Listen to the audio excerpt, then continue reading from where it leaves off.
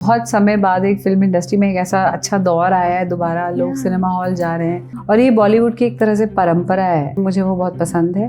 और महाराजा और राजघराने के लोग थे ये, तब तक तवाइफों वगैरह को रेगुलर पेट्रनेज मिलती थी। हर इंसान तो इन्फ्लुएंसर नहीं बन सकता ना, कुछ तो डॉक्टर इंजीनियर बनने की कोशिश करेंगे, या फिर हमारे पास सिर्फ अगली नस्ल में सिर्फ क्रिएटर्स या डीजेज ही होंगे।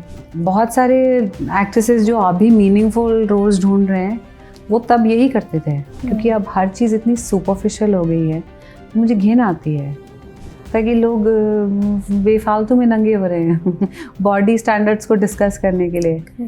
जो लोग 3-4 साल पहले तक सबको बॉडी शेम कर रहे थे, अब वो आके बोल रहे हैं कि मैं पहले मेरे बाल बहुत घने थे, अब मैं टकला हो गया, मुझे बुरा लग रहा है। पूरी टीम को शाहरुख से बहुत अच्छा कॉम्प्लीमेंट मिला था। क्या था वो कॉम्प्लीमेंट? वो यही था कि उन्होंने बोला कि जो यंग एक्टर्स अभी रिस्क ले पा रहे हैं उनसे मैं कितना जलता हूँ। महिलाएं भी ऐसी फिल्में बनाती है ना, पर हाँ, इस डिस्क्रिमिनेशन को एंड करने का यही तरीका है कि जब आप उस दर्जे पे पहुँचे जबकि आप आगे वाली सीट में बैठ सकें तो आप उस पर इंसिस्ट ना करें। वही तरीका है। आप अपने वर्क कल्चर से क्या प्रूव करोगे? तो I always start with my self.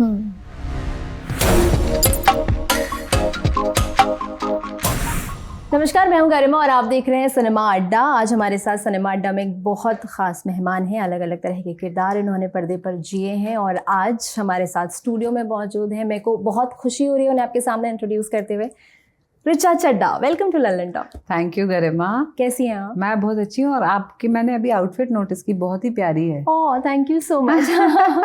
Thank you. कैसा लग रहा है दिल्ली आके वापस ऐसे प्रमोशन के लिए जब आप आती हैं? दिल्ली तो अच्छा ही लगता है आके। हम इस बार कनॉट प्लेस के पास, राजीव चौक के पास रुके हैं। हाँ। और अभी कुछ समय पहले प्रमोशंस के लिए आए थे, पर उस समय इतना टाइम नहीं था, तो अब दोबारा लौट के आए हैं। अभी पुलकित आए थे तो उनसे मैंने पूछा था, उनकी तो ऐसे खाने वाने की लिस्ट एकदम तैयार थी। वो सबको खिलाते हैं ना। हाँ। वो सबको खिला रहे होते हैं। मेरी भी है एक लिस्ट, बट मैं पुलकित पे काफी डिपेंड करती हूँ। हाँ। अच्छा, फुकरे 3 आपकी अभी फिल्म रिलीज हुई है। फुकरे फ्रेंचाइज की तीसरी फिल्म, काफी अच्छा कर भी रही है। कांग्रेचुलेशंस। Thank you. और अच्छा कमा भी रही है। कैसे रिएक्शंस मिल रहे हैं, कैसे फीडबैक्स मिल रहे हैं, कैसा लग रहा है? अभी तो अच्छा लग रहा है, क्योंकि एक बहुत समय बाद एक फिल्म इंडस्ट्री में एक ऐसा अच्छा दौर आया है, दोबारा लोग सिनेमा हॉल जा रहे हैं। तो एक्टर या बॉलीवुड से जुड़ा कोई भी खुश होता है इस बात को देख के कि लोग वापस सिनेमा घरों में जाना शुरू कर चुके हैं। They feel safe to go. तो और फुकरे कॉमेडी फिल्म है, तो हमेशा ही हमें अच्छा लगता है, जो ऑडियंस इसको एंजॉय करती है खूब ज़्यादा। 100 करोड़ के करीब पहुंचने वाली है। और मान लीजिए अगर भोली पंजाबन को कहीं से 100 करोड़ मिल जाए, क्या करेगी वो वही करेगी जो वो करती आई है। भोली के पास जितना पैसा जोड़े, भोली उतना कम ही है उसके लिए। गुंडी है ना बेसिकली, एथिक्स नहीं है कोई भी। तो कितना भी पैसा उसका लालच बढ़ता जाएगा, मुझे ऐसा लगता है। हाँ। पर पहले तो वो मैनिक्योर, पेडिक्योर, ब्लो ड्राई और वाहियात एनिमल प्रिंट के कपड़े खरीदेगी। बट देन मुझे ऐसा लगता है कि जैसे आपने बोला मैनिक्योर, पेडिक्योर, ब्लो ड्राई, कपड़े खरीदना और ये सब, ये कहीं ना कहीं मैं समझती हूँ सेल्फ केयर का पार्ट है और अच्छा, हर किसी को करना भी चाहिए। जी जी जी। अच्छा ऋचा, मैं आपसे ये समझना चाहती हूँ कि एक कोलैबोरेशन के बाद जब वो सक्सेसफुल हो जाता है, उसके बाद उसका दूसरा पार्ट आया, फुकरे 2 आया, लेकिन फुकरे 3 आने में बहुत टाइम लग गया, मतलब 6 साल का लगभग गैप था। तो ये गैप क्यों आ जाता है? और जैसे अनुराग कश्यप के साथ भी आपका कोलैबोरेशन काफ़ी सक्सेसफुल रहा, पर उसके बाद दोबारा फिर अभी तक कोई ऐसा कोलैबोरेशन हो नहीं पाया, तो ये गैप क्यों आ जाता है? अब एक एक करके जवाब देती हूँ। फुकरे में तो जो थर्ड पार्ट है वो उसमें करीब 3 साल हमने कोविड को दे दिए है। वरना ये स्क्रिप्ट तो पहले से तैयार थी। जब हम इसके ऊपर काम करने लगे थे 2020 में, हमने डिसाइड किया था, तब उड़ती उड़ती खबर आई थी कि कोई बीमारी आ रही है कोविड करके। तो फिर हमें पूरे 1.5 साल फिल्म को पुश करना पड़ा और हमारे लिए भी अच्छा नहीं था, पर कोई चारा नहीं था, क्योंकि आपने देखा सेकेंड वेव का क्या डेविस्टेशन था। और दूसरी बात ये कि हमारे लिए इसलिए नहीं अच्छा था कि मौसम बिल्कुल बदल गया। हमने फिर गर्मी में जाके शूट किया पिछले साल, मई जून के महीने में। काफी तेज गर्मी थी, बता भी रहे थे पुलकित की, एकदम गर्म टैंक पे बैठ के शूट करना पड़ता था। बहुत हम लोगों की सबकी स्किन का सबसे टॉप लेयर जल चुका था, ब्राउन, पिंक, हम ऑरेंज, हर तरह के हमारी लल्लन टॉप का बैकग्राउंड बन गए थे हम लोग। बट हाँ, तो ये इसलिए ये गैप आया। और रही बात मिस्टर कश्यप, तो आपको उनसे पूछना पड़ेगा, वो बाकी अभिनेत्रियों के साथ तो काम कर ही रहे हैं। हाँ। अच्छा, आपने ये बोला कि जब आप शूट कर रहे थे काफ़ी गर्मी थी, सो एक बहुत अपनी जानकारी के लिए सवाल मैं पूछना चाहती हूँ, कैसे हटी वो टैनिंग, क्या किया, कैसे वापस से वो स्किन केयर किया? कुछ नहीं, बेसन टिप्स, बेसन, खीरा और कुछ ऐसे वो स्किन को रिलैक्स करने वाली क्रीम्स भी हैं जो सन बर्न हो जाता है। प्लीज़ ध्यान रखिए कि सन टैन और सन बर्न अलग चीज़ है। सन बर्न तब हो जाता है जब बहुत ज़्यादा धूप होती है, चिलचिलाती धूप, तो स्किन उसको झेल नहीं पाती और फिर बहुत नाजुक हो जाती है स्किन, ऐसे टच करेंगे तो जलती है। तो वैसा सा कुछ हो गया था हम सबको, बट वी मैनेज समहाउ। सो हम बॉक्स ऑफिस की बात कर रहे थे इससे पहले, कुछ ऐसी फिल्में आई जिन्होंने वापस से बॉक्स ऑफिस को जगा दिया, जिंदा कर दिया। ये कहा जा रहा था कि मुंबई फिल्म इंडस्ट्री एकदम बैकफुट पे आ गई है या उस पर कुछ हो नहीं पा रहा है, साउथ की फिल्में काफ़ी चल रही हैं, तो वो कंपैरिजन वाला एक ऐसा फेज आ गया था। तो रिसेंटली जो फिल्में रिलीज हुई जिनकी काफ़ी चर्चा भी रही, कोई देखी आपने? मैंने देखी, हाँ मैंने देखी। कौन कौन सी चली, रॉकी और रानी मैंने देखी, और फिर मैंने देखी जवान, और मुझे दोनों अच्छी लगी। जवान में मजा आया। खुफिया नहीं देखी आपने? खुफिया तो ऑब्वियसली मैंने देखी, सबसे पहले खुफिया ही देखी ना। कोई फीडबैक, कोई कॉम्प्लीमेंट आपने अली को दिया हो? अली और मैं अपना एक्टिंग वाला काम डिस्कस करते हैं, बताते हैं कि मुझे इस सीन में तुम्हारा ये काम अच्छा लगा, उस सीन में अच्छा लगा, यहाँ तुम थोड़ी स्ट्रेस लग रही थी, यहाँ तुम थोड़े डिस्ट्रैक्टेड लग रहे थे। तो उस तरह से बतौर आर्टिस्ट हम घर पे डिस्कस करते हैं एक दूसरे का काम, एंजॉय करते हैं। जिस दिन फुकरे 3 रिलीज हुई उस दिन वैक्सीन वॉर भी आई और कंगना की चंद्रमुखी 2 भी आई जी। तो क्या ये कहीं ना कहीं ऐसे आपको अफेक्ट करता है या इसका कैलकुलेशन दिमाग में चलता है? कैसे प्रोसेस करते हैं इन क्लैशेस को आप? देखिए, मैं तो डिस्ट्रीब्यूटर नहीं हूँ और प्रोड्यूसर भी नहीं हूँ फिल्म पे, तो रिलीज डेट की मारामारी आप देख रहे हैं पोस्ट कोविड है ही।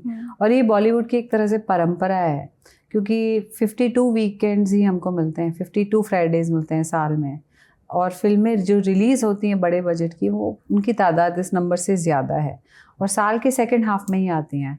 तो सिर्फ हमारी ही नहीं, आगे भी बहुत सारे क्लैशेस होने वाले हैं। अभी नवंबर, दिसंबर, जो बड़ी रिलीज डेट जिनको माना जाएगा, there will be more clashes. तो आपको स्ट्रेस होता है ऐसे फ्राइडेज? मैं कैसे स्ट्रेस लूँ? अभी वो जो लोग स्क्रीन शेयर वगैरह डिस्कस कर रहे हैं, डिसाइड कर रहे हैं कि इस फिल्म को इतने स्क्रीन, उस फिल्म को इतने स्क्रीन मिलने चाहिए, वो लोग थोड़ी स्ट्रेस लेते हैं, वो लोग अपना गणित करते हैं। बट जहाँ तक मेरी बात है तो ये तो बहुत क्लियर है, जो फिल्म चलती है उसको आगे शोज मिलते हैं, वरना शोज कैंसिल हो जाते हैं। जी।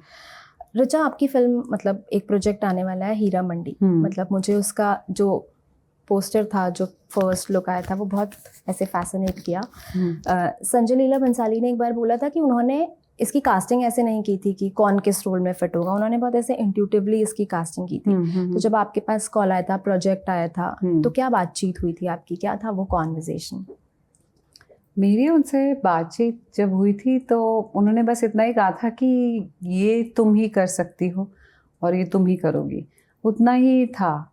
मुझे जो मेरा ट्रैक है हीरा मंडी में, मुझे वो बहुत पसंद है, और ऑब्वियसली बाकी का मैंने भी कुछ नहीं देखा। सब लोग अपना अपना हिस्सा शूट करके जाते हैं, और वो थोड़ा सा कट्स बिटवीन टाइम, तो वो कुछ प्रेजेंट में है, मतलब कुछ 50s में, कुछ 40s में, ऐसा कुछ है स्टोरी में।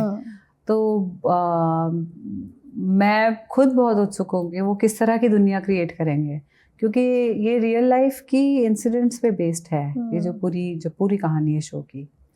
अच्छा, मोइन बेग करके एक राइटर हैं, उन्होंने इन सारी महिलाओं को रियल लाइफ में मिलके, जो अभी बहुत ऑब्वियसली ज़ईफ़ हैं, बहुत एजड हैं, उनकी कहानियाँ लेके उन्होंने ये डेवलप किया है। अगर हम बात करें हीरा मंडी की, वैश्या, तवायफ, कोठा, ये शब्द आज के समय में, मतलब अगर हम इस जनरेशन की बात करें तो वो कितने रेलेवेंट होंगे? क्योंकि अब जो कोठे हुआ करते थे वो ब्रॉथल हो गए। तवायफ होना एक टाइम पे रिस्पेक्टफुल प्रोफेशन हुआ करता था। बड़े बड़े घरानों के लोग अपने बच्चों को वहां भेजते थे ताकि वो सभ्यता सीख सकें। संगीत, नृत्य, इस सब में पारंगत होती थी वो महिलाएं। तो आपको क्या लगता है आज के समय में उस इमोशन को ये जनरेशन कैसे समझ पाएगी? देखिए, आर्ट कोई भी हो वो पेट्रनेज पे डिपेंड करता है, क्योंकि आर्टिस्ट बैंकर या अकाउंटेंट नहीं होता या जर्नलिस्ट भी नहीं होता, उसको कोई तनख्वाह नहीं देता। तभी आप देखें पहले भी राजकवि, राजनर्तकी, ये सब होता था। तो जो जब तक राजा और महाराजा और राजघराने के लोग थे तब तक तवाइफों वगैरह को रेगुलर पेट्रनेज मिलती थी। आप उसको कुछ भी समझ लें, वो ठुमरी अच्छा गाती थी या कथक अच्छा करती थी या जो भी, उस तरह से समझ लीजिए या किसी और तरह से समझ लीजिए। फैक्ट इज जब पेट्रनेज ख़त्म होती है तो डिक्लाइन आता है।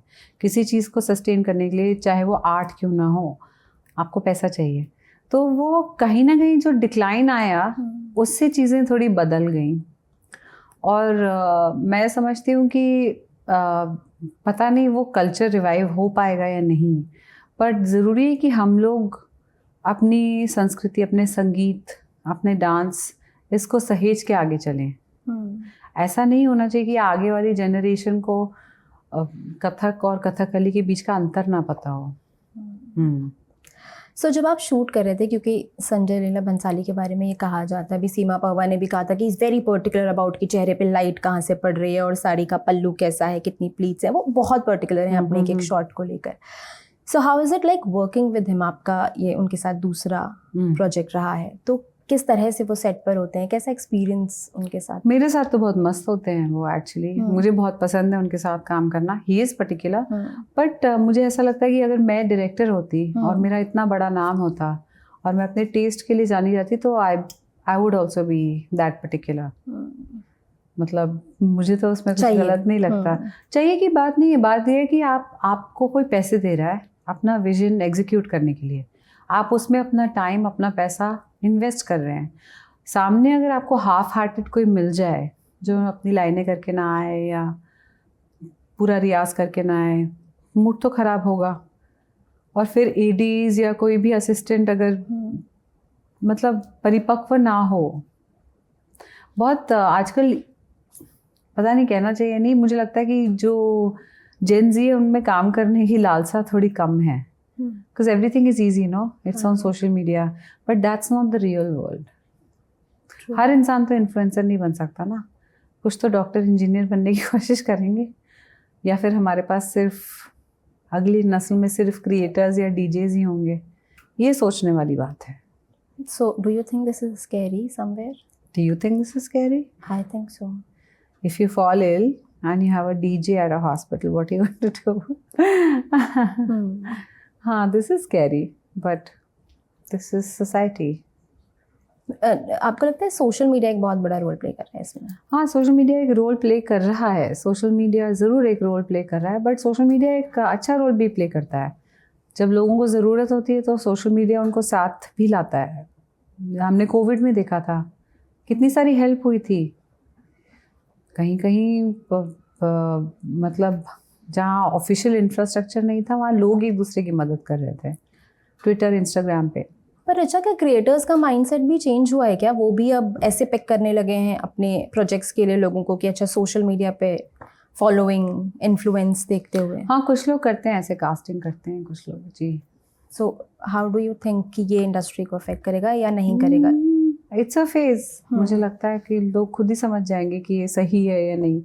देखेंगे 4 फिल्मों में इन्फ्लुएंसर्स टाइप के लोगों को कास्ट करके, फिर देखेंगे कि वो वर्क करते हैं नहीं, देन दे लर्न। तो अभी कुछ टाइम पहले जब शिल्पा शेट्टी से बात हो रही थी तो वो ये बता रही थी कि 90s के दौर में जो फिल्में बनती थी वो ऐसे होती थी कि उसमें हीरोइन के 5 गाने हो गए, 5 सीन हो गए और खत्म, उतना ही रोल है। हाँ। अब सिनेरियो बदल रहा है, एक्ट्रेस जो है वो भी रोल्स चूज करने के लिए पिकी हो रही हैं। जैसे अभी OTT की अगर बात करें, तब्बू, रवीना टंडन और इन सब का OTT डेब्यू हो गया है, करीना कपूर का OTT डेब्यू हो गया है, फीमेल सेंट्रिक फिल्में इन्होंने की हैं, आप तो हमेशा से ही करती आई हैं। तो क्या आपको लगता है कि OTT स्पेस के आने की वजह से ये चेंजेस आए? क्योंकि कहीं ना कहीं पहले जो क्रिएटर्स होते थे वो ये मानते थे कि शायद फीमेल जो मतलब हीरोइन होती हैं वो ऑडियंस को सिनेमा घरों तक ला पाने में सक्षम नहीं होती है, इसलिए हीरो को सेंटर में रखते हुए फिल्म बनाई जाती थी। नहीं, मुझे नहीं लगता। मुझे लगता है जब श्रीदेवी भी 90s में काम करती थी, वो अपने करियर के जब पीक पे थी तो वो मेल को स्टार से ज़्यादा पैसे चार्ज करती थी, because she was that big, that popular. पर वो नंबर बहुत कम था ना। क्या मतलब? मतलब वो परसेंटेज ऑफ फिल्म्स और हीरोइंस वो बहुत कम था कि पर था। हाँ था, उसको obviously, आप अब साइड बड़ा है, आप उसको दरकिनार नहीं कर सकते।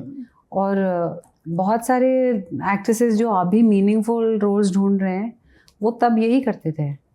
तो बात ये नहीं है कि हमारा देश एक्चुअली ऐसा था नहीं जैसा कई बार हम पोर्ट्रे करते हैं कि आज सब कुछ बहुत अच्छा है।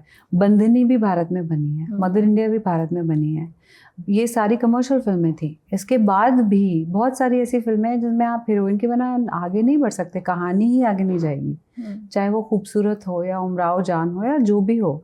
तो वो एक फैक्ट है, आपको कंसिडर करना चाहिए। और मैं मतलब कई बार सुनती हूँ लोग ऐसे, पता नहीं, मुझे तो नहीं लगता, I don't agree with this. मुझे लगता है 90s में भी बहुत सारी ऐसी फिल्में थी जिसमें औरतें बहुत सारा नैरेटिव लेके आगे बढ़ रही थी। और अभी भी ज़रूरी नहीं है कि आपको जो डिजिटल स्पेस में कुछ महिलाएं आगे दिखती हैं, मुखर होके दिखती हैं, ज़रूरी नहीं कि वो बहुत डेमोक्रेटिक प्रोसेस है। वो ज़रूर ये हो सकता है कि एल्गोरिदम के हिसाब से प्लेटफॉर्म वाला आपको कोई बोल दे कि इनका ये शो चल गया था, अब इनको इसमें भी ले लो। दूसरा प्लेटफॉर्म बोल दे नहीं नहीं ये इनका ये, तो वो बहुत वैसा सा हो गया है।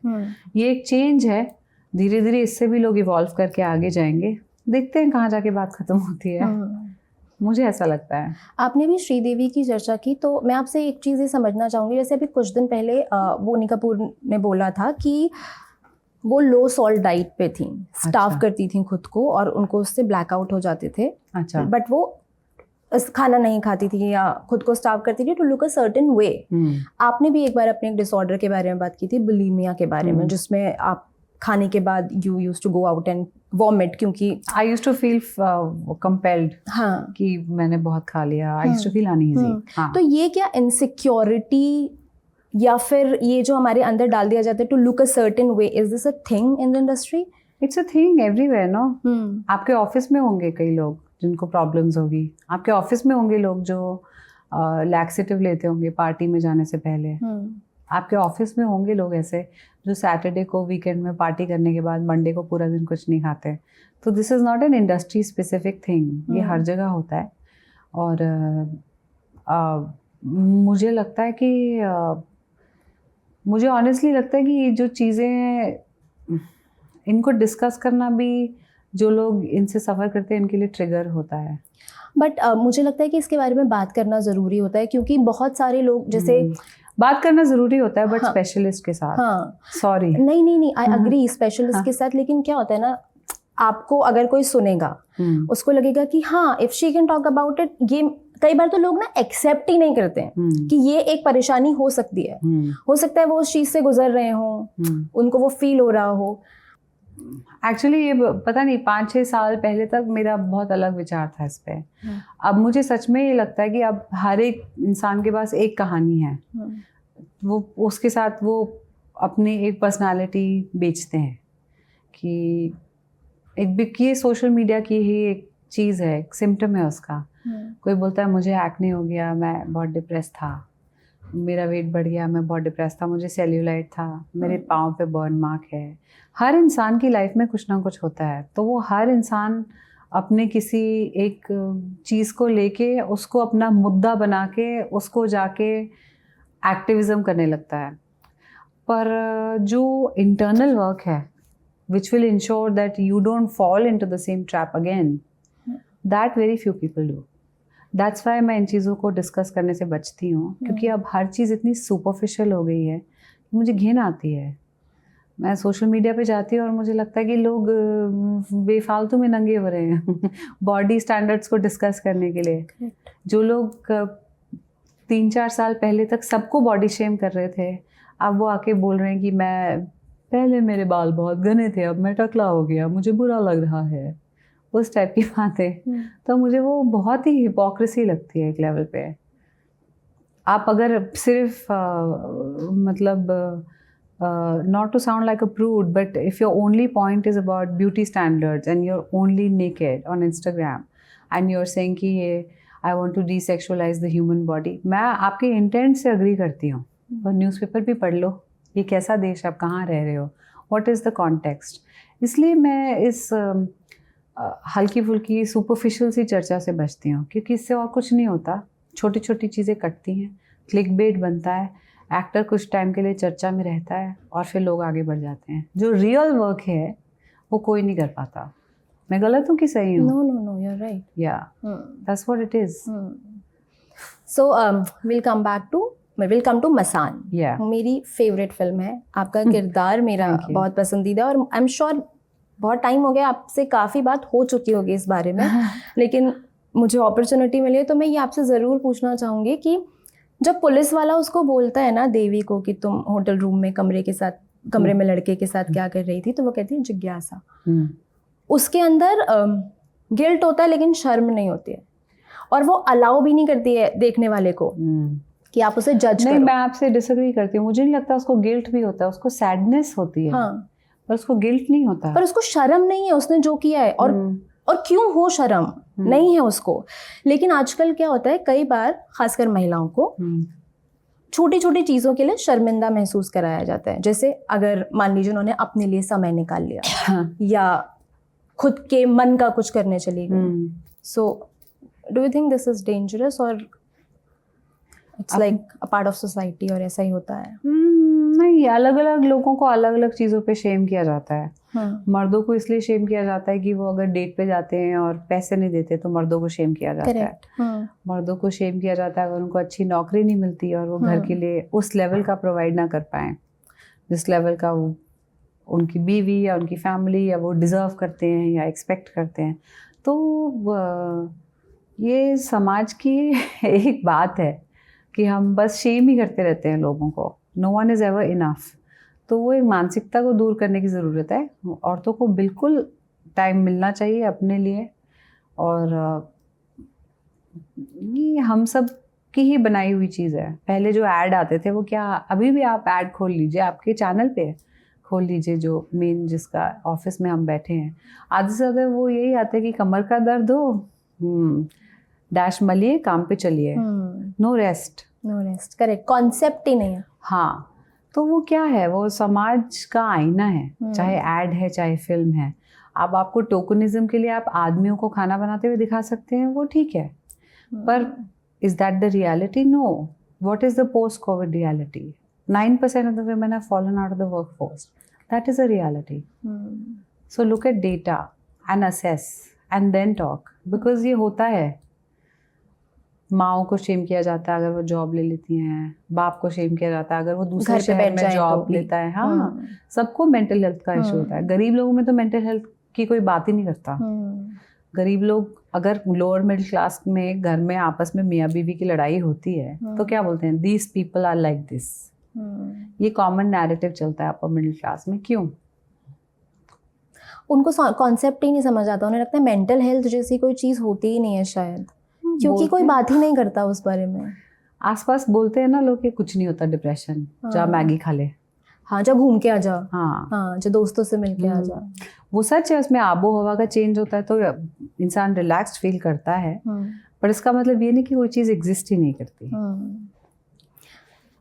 सो अभी कुछ दिनों पहले मैंने आपका एक वीडियो देखा जब आप कैंस में गए थे, आप और अली साथ में, और हम अभी डिस्कस भी कर रहे थे इस इंटरव्यू से पहले, जब आपने गले में वो आई कार्ड डाला था, उसमें उनके डेटाबेस में शायद वो देवी की फोटो रही होगी, तो उन्होंने वो फोटो लगाई थी। So how does that feel कि जब एक किरदार का सिनोनिम जो है आपके नाम का सिनोनिम बन जाता है? नहीं, सिनोनिम नहीं, उसको कॉम्प्लीमेंट की तरह मत लीजिए। फ्रेंच लोगों को एक ईमेल आईडी के साथ एक आईडी मिली, पर लोग तो मुझसे पूछ रहे कि तुम इतने नाराज क्यों लग रही हो, तुम इतनी अलग क्यों दिख रही हो, अलग क्यों दिख रही हो, इतनी नाराज क्यों लग रही हो अपने बैच की फोटो में। हम बतौर प्रोड्यूसर्स गए थे इसलिए आई फाउंड इट फनी। या ओके अभी कुछ दिनों पहले केबीसी में भी एक सवाल था आपकी फिल्म गैंग्स ऑफ वासेपुर से जुड़ा हुआ। Really? हाँ, वो जो अच्छा। डायलॉग है ना, बाबा का, दीदी का, सबका बदला लेगा तेरा फैजल वाला, तो उस समय फिर अमिताभ बच्चन ने भी अप्रिशिएट किया था फिल्म को, उसकी कास्ट को, उसके बारे में बात की थी उन्होंने। रियली? हाँ, सो अच्छा, क्या कहा था उन्होंने? वो सवाल था तो उन्होंने कहा था कि अच्छी सीरीज है, हाँ। अच्छा काम किया है लोगों ने और ये सब। तो कैसा लगता है कि इतने साल बाद भी आपकी एक फिल्म जिसकी चर्चा अमिताभ बच्चन अपने शो में कर रहे हैं, सो फील वेरी गुड यार, मतलब वन ऑफ द सदी के महानायक आपकी तारीफ कर रहे हो तो वो तो बहुत अच्छे, मतलब वो हमेशा यंगस्टर्स की तारीफ करते हैं। उन्होंने मुझे चिट्ठी लिख के दी थी एक बारी। क्या था उस चिट्ठी में? मैंने पोस्ट नहीं की थी, हाँ। मुझे थोड़ी शर्म आई बट रामलीला की परफॉर्मेंस के बारे में उन्होंने मुझे एक गुलदस्ता और एक चिट्ठी भेजी थी कि your work was very good. तो ये जो कॉम्प्लीमेंट्स मिलते हैं जी, जैसे फुकरे 1 के टाइम पे अली ने बताया था कि उनको शाहरुख, पूरी टीम को शाहरुख से बहुत अच्छा कॉम्प्लीमेंट मिला था। क्या था वो कॉम्प्लीमेंट? वो यही था कि उन्होंने बोला कि जो यंग एक्टर्स अभी रिस्क ले पा रहे हैं उनसे मैं कितना जलता हूँ, क्योंकि वो कितना कुछ एक्सप्लोर कर सकते हैं, कितने नई नई तरह की कहानियों को आगे बढ़ा सकते हैं और कितने अलग अलग किरदार प्ले कर सकते हैं। और उन्हें बहुत तारीफ़ की और मुझे लगता है कि वो वैसे ही बहुत ही दरिया दिल इंसान है। हमेशा अपनी फिल्मों में भी वो महिलाओं को आगे रखते हैं, कास्ट में भी उनका नाम पहले आता है, उस तरह की चीज़ मैं उसको अप्रिशिएट करती हूँ। अभी भी जो उनकी फिल्म है उसमें कितनी सारी महिलाएं हैं, आपको कभी ऐसा महसूस नहीं होगा कि उन्होंने किसी को साइड करके अपने आप को आगे किया। वो जो हैं वो हैं। बट देन ऋचा, कई बार फिल्मों में ऐसा भी होता है कि महिलाओं को रखा जाता है, ये कहा जाता है कि हम मतलब वुमेन एम्पावरमेंट की बात करेंगे, लेकिन जब आप फिल्म देखने पहुंचते हैं तो फिर आपको दिखता है कि नहीं, मतलब वो छोटा छोटा छोटा छोटा चंक दे के या पार्ट दे करके उसको ख़त्म कर दिया गया। तो ये भी एक वो तो है ही, हर चीज़ के में हिपोक्रेसी की प्रॉब्लम तो है। महिलाएं भी ऐसी फिल्में बनाती है ना, पर हाँ, women sexism is not exclusive to men. True. It is all pervasive. Women also make films that are crazy, anti-feminist. In fact, I think एक कोई है ऑर्गेनाइजेशन, उसके हेड पे महिला ही हैं कोई, जो सिर्फ पुरुषों के लिए प्रचार करती हैं, बोलती हैं औरतें फेक रेप केस डालती हैं वगैरह, उनकी हेड भी महिला ही हैं। तो मैं उस तरह से चीज़ों को देखती नहीं कि किसी ने क्या बोला, किसी ने क्या किया। Yes, actions are louder than words. So कई बार, जैसे अभी रिसेंटली कुछ तापसी पन्नू का एक इंटरव्यू था, उन्होंने उसमें बोला था कि अवार्ड फंक्शंस में काफ़ी डिस्क्रिमिनेशन होता है। अच्छा। उन्होंने कहा था कि मेरे आगे की जो 2 सीट्स थी उस पर सीट खाली थी, लेकिन मुझे पीछे की रो में बैठाया गया। अच्छा। उसके बावजूद भी शुरुआत की वो बात कर रही थी। अच्छा। तो इस तरीके का डिस्क्रिमिनेशन और ये सब आपने भी फेस किया क्या? इस डिस्क्रिमिनेशन को एंड करने का यही तरीका है कि जब आप उस दर्जे पे पहुंचे जबकि आप आगे वाली सीट में बैठ सकें, तो आप उस पर इंसिस्ट ना करें। वही तरीका है। आप अपने वर्क कल्चर से क्या प्रूव करोगे? तो I always start with my self. इसमें मीडिया भी बहुत हद तक जिम्मेदार है। आप लोग कोई फंक्शन करते हैं या कहीं किसी को बुलाते हैं, आपने भी हायरार्की के हिसाब से चीज़ें डिसाइड की होती हैं। आप लोग भी स्टार किड्स वगैरह को ज़्यादा तवज्जो देते हैं, उनकी फ़ोटोज़ को ज़्यादा पब्लिश करते हैं, वो जिम से आते जाते हैं उन सबको दिखाते हैं। क्या लल्लन टॉप पे हम नहीं करते हैं ऐसा? देखिए, आप मुझ पे वार करेंगी तो मैं वार नहीं कर रही हूँ, मैं आपको बोल रही हूँ, ये जो आप पूछेंगी मैं उसका बिल्कुल जैसा मैं ऑनेस्टली समझती हूँ आपको जवाब देती रहूँगी। उतना ही कर सकती हूँ मैं, उससे ज़्यादा क्या कर सकती हूँ। सो ये हायरार्की कहीं ना कहीं ये सब लोग क्रिएट करते हैं। तो इसलिए you know, like I say, if you are in the rat race, if you want to be a rat, अगर आपको अपना अलग पाथ कार्व करना है तो इन सब चीज़ों को आपको सीरियसली लेना ही नहीं चाहिए। They are so temporary. मुझे कोई पीछे बिठाए आगे बिठाए, मुझे फ़र्क नहीं पड़ता। तो आप इसको दिल पे नहीं लेती? आप हमेशा से ऐसी थी ऋचा, या वक्त के साथ साथ वो करेज आता गया? करेज की बात नहीं, कुछ तो मैं हमेशा से ऐसी ही थी और कुछ मुझे ज़्यादा फ़र्क नहीं पड़ता। बचपन से लेकर आज तक आप फिल्में देख रही होंगी, आपने उतार चढ़ाव देखा होगा। कितनी चीज़ें पहले बहुत लोगों को हाइप अप करते हैं, फिर उनको अचानक गिरा देते हैं। या बहुत किसी का सक्सेसफुल स्पेट आता है तो बोलते हैं। जैसे अभी बॉलीवुड की बात कर लीजिए ना, पिछले 2 साल से हम यही सुन रहे Bollywood is over, finish, south south south, अभी बॉलीवुड इज बैक। ये चर्चा कर कौन रहा है? लोग अंडरस्टैंड कर रहे थे ना कि मीडिया लैंडस्केप क्या है। कोविड के बाद कितने लोग हॉल में आने के लिए महफूज फील करते हैं, वो सारा डिस्कशन हो रहा था। अभी स्टोरी लाइन पे बात की जाए तो चीज़ें इतनी फ़र्क नहीं हुई हैं, बस लोग थिएटर में जाना वापस शुरू कर चुके हैं। और इसमें हमें ये भी फैक्टर करना पड़ेगा कि OTT वगैरह जो हैं उनसे भी मार्केट में बदलाव आया है। तो मुझे लगता है कि इसको इतना स्ट्रेसफुल नहीं बनाना चाहिए। मज़े का काम है, मज़े से करना चाहिए, एथिकली करना चाहिए, किसी के साथ अन्याय नहीं करना चाहिए, किसी का पैसा नहीं मारना चाहिए, किसी का क्रेडिट नहीं हटाना चाहिए, किसी को पोस्टर से एडिट आउट नहीं करना चाहिए। उतना करना चाहिए, तमीज़ से काम करना चाहिए, सलीके से। बाकी मेरे एक्सपीरियंस में अब तक मैंने देखा है कि जिस भी इंसान में टैलेंट है और डिसिप्लिन है और ये है कि मैं बस टिका रहूँगा, male, female, old, young, doesn't matter, they all reach somewhere, I am telling you. चाहे वो टीवी करे या नाटक करे या डांस करे, जो भी, वो अपनी चोजन स्ट्रीम में या अपने चोजन नीश में सक्सेसफुल हो जाते हैं। चलिए अब हम आखिरी कुछ सवालों की तरफ बढ़ेंगे फटाफट। फुकरे 4 के शूट के दौरान आपने अली को कितना मिस किया सेट पे?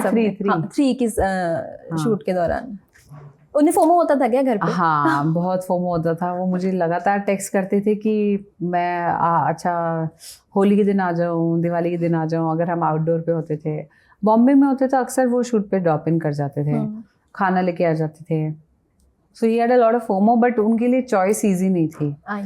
कहीं ना कहीं उनको मिर्ज़ापुर या फुकरे में से चूज़ करना पड़ता, तो ऑब्वियसली वो मिर्ज़ापुर तो गिव अप नहीं कर सकते थे। और इनकी हॉलीवुड फिल्म के साथ कोई डेट क्लैश हो रही थी, पर हम सब ने उनको बहुत मिस किया। कहीं ना कहीं स्क्रीन में भी हम वो एक एनर्जी मिस करते हैं, एक सभ्य आदमी जो शांति से बात करता है, सबको अच्छी एडवाइस देता है, उसको मिस करते हैं हम। तो अब इसके ना फिल्म के एंड में वो दिखते हैं हाथ में एक डायमंड पकड़े हुए। क्या ये फुकरे 4 का हिंट है या? मुझे लगता है कि ये अगर फुकरे 4 बनेगी, बन जाए तो अच्छा है, पर अगर बनेगी तो कहीं ना कहीं यहाँ से वो टेक ऑफ पॉइंट ले सकते हैं। जी। ओके, सो आपके आने वाले कौन कौन से प्रोजेक्ट्स हैं जिनमें हम आपको देखेंगे? पहले तो जिसकी हमने चर्चा की, हीरा मंडी। बहुत अलग मैंने कुछ ट्राई किया, पता नहीं लोगों को कैसा लगेगा, आई होप अच्छा लगे। उसके बाद एक फिल्म है जो जी स्टूडियोज़ के साथ मैंने की है, it is on the second wave of Covid. काफ़ी सीरियस फिल्म है और वो भी बहुत चैलेंजिंग है, क्योंकि सिर्फ इधर से ही एक्टिंग हुई है, यहाँ तक PPE किट और इधर तक मास्क और उसके ऊपर वो वाला। तो वो दिन काफ़ी ख़राब थे, उनको रीलिव करना आसान नहीं था, बट उस पर काम किया। और उसके बाद जो मेरी इंटरनेशनल फिल्म है, हाँ, तो अभी ये 3 है इन द पाइपलाइन। और एज अ प्रोड्यूसर बहुत कुछ कर रहे हैं हम। हमारी कंपनी का नाम है पुशिंग बटन्स। हाँ, हमारी पहली फिल्म है गर्ल्स विल बी गर्ल्स, वो अगले साल आएगी, I think in the first half. उसके बाद हम एक डॉक्यूमेंट्री पे काम कर रहे हैं, एक वेब सीरीज़ पे काम कर रहे हैं, लंबे फॉर्मेट की शो पे, एक एनिमेटेड सीरीज़ पे काम कर रहे हैं, अगेन लॉन्ग फॉर्मेट, और क्या था, और 1-2 फिल्में और हैं जो अलग अलग स्टेजेस में, पिचिंग के, डेवलपमेंट के। How is it like being a producer? I mean, how is that feeling? Very of course good, but कैसे मतलब वो क्या not good is very difficult because you are responsible.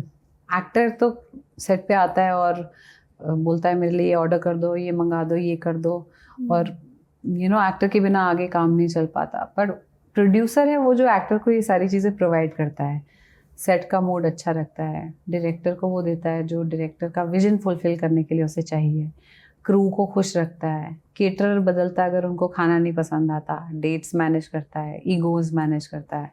तो प्रोडक्शन का काम थोड़ा मुश्किल है, स्ट्रैटेजी बनाता है। मैं सीख रही हूँ अभी भी, पर मैं इतना कह सकती हूँ कि मुझे मज़ा बहुत आता है, क्योंकि इसमें ज़्यादा कंट्रोल है। वो control more your creative destiny. Okay, thank you so much Richa, हमारे साथ बातचीत करने के लिए, समय निकालने के लिए। मुझे बहुत मज़ा आया, बहुत सारी बातें आपसे की, and I wish you all the best. आपके जो एज अ एक्टर प्रोजेक्ट्स आ रहे हैं उनके लिए भी, और एज अ प्रोड्यूसर जो प्रोजेक्ट्स आ रहे हैं उनके लिए भी। Thank you so much. Thank you.